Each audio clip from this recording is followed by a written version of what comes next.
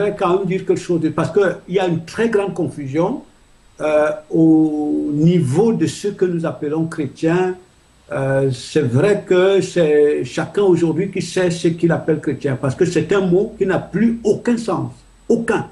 Voilà. Sinon, parce que pour qu'on on se comprenne, prendre 100 personnes de religions totalement opposées, apparemment, hein, les unes des autres. C'est-à-dire, parmi les 100 personnes, tu as un bouddhiste, tu as un pentecôtiste, tu as un catholique, tu as un franc-maçon, hein, selon différentes branches. Tu as même des personnes comme les Illuminati, tu as même les gens qui te diront qu'ils ne vont dans aucune religion.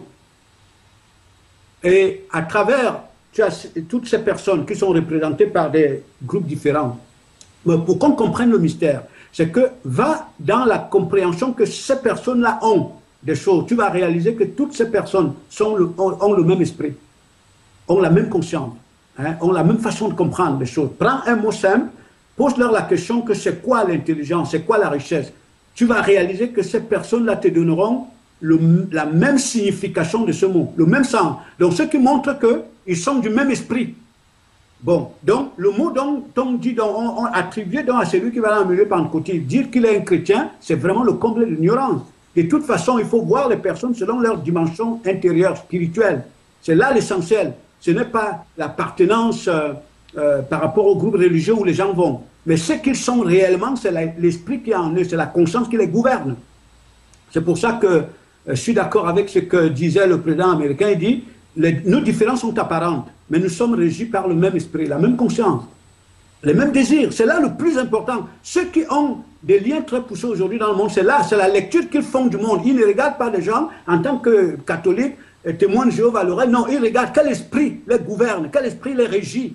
Hein? Qu'est-ce qui est à la base de leurs désirs, de leur aspiration, de leur convoitise. C'est le plus important. Ils ne regardent plus les gens par rapport à la couleur de la peau, mais l'esprit qui les anime. C'est là le plus important. Voilà, et quand tu entres dans cette dimension, tu vas comprendre la supercherie qui existe dans les histoires que quelqu'un dit qu'il est chrétien, alors qu'en réalité, il est gouverné par le même esprit qu'un bouddhiste, qu'un musulman. C'est les mêmes désirs, les mêmes préoccupations, c'est les mêmes personnes, ils ont la même culture. En d'autres termes, ils ont le même Dieu, le diable. Donc c'est ça qui se caractérise donc, à travers ce que tu appelles l'hypocrisie et le reste.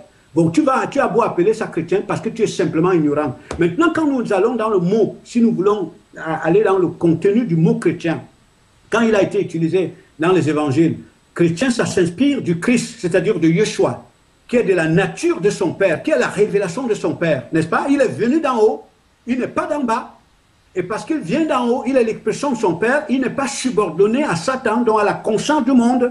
Donc, quand on dit donc chrétien, ça veut dire disciple de Yeshua. C'est lui qui est en train d'être transformé à l'image de Yeshua. Donc, au final, ce n'est plus lui qui vit, c'est Yeshua qui vit en lui, c'est la parole. C'est ça le vrai chrétien.